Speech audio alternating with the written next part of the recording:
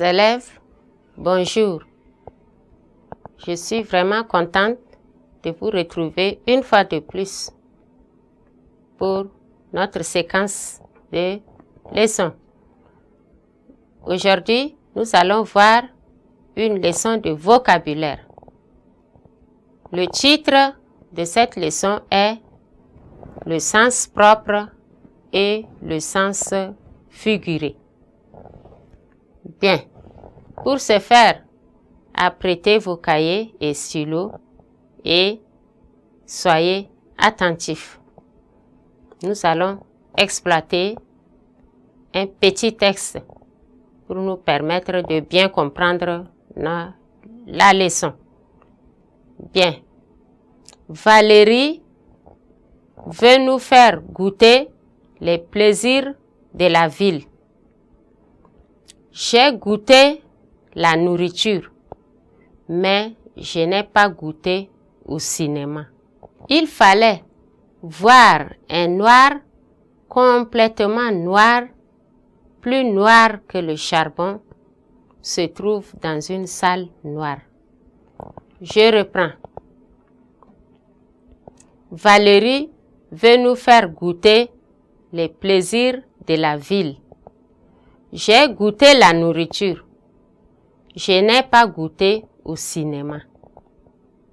Il fallait voir un noir complètement noir, plus noir que le charbon, se trouve dans une salle noire. Bien. Maintenant, nous allons relever quelques mots ici dans le texte. Nous avons le mot goûter et le mot noir. Ces mots sont employés dans un sens ou dans un autre. Comme nous l'avons relevé en titre, nous avons dit le sens propre et le sens figuré. Alors, maintenant, nous allons voir. Quand on nous dit Valérie veut nous faire goûter les plaisirs de la ville. J'ai goûté la nourriture, je n'ai pas goûté au cinéma. Vous voyez, ici le mot goûter, si nous le prenons dans le sens propre, on peut dire goûter la nourriture. On peut goûter quelque chose. Mais quand on dit goûter au cinéma,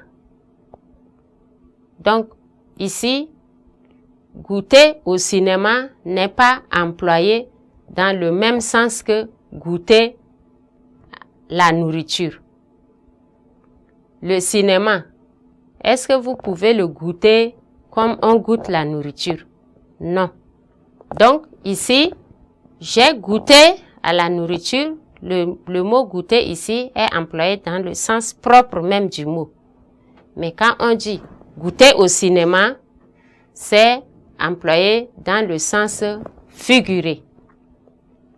Tout comme noir. Il fallait voir un noir. Un noir est mis ici pour un homme. On dit complètement noir. Oui, c'est aussi dans le bon sens. Plus noir que le charbon. Aussi, c'est employé toujours dans le sens propre. Mais quand on dit se trouve dans une salle noire, ça veut dire c'est pas la salle en tant que telle qui est noire, mais c'est que la salle n'est pas éclairée. Il n'y a pas la lumière dans cette salle. Donc on dit cette salle est noire. Alors, le mot ici, noir, est employé dans le sens figuré. Donc, c'est ce qui nous amène à dire que le sens propre d'un mot est le sens premier ou encore le sens d'origine de ce mot. Voilà. Donc, Par exemple, on dit un colis lourd.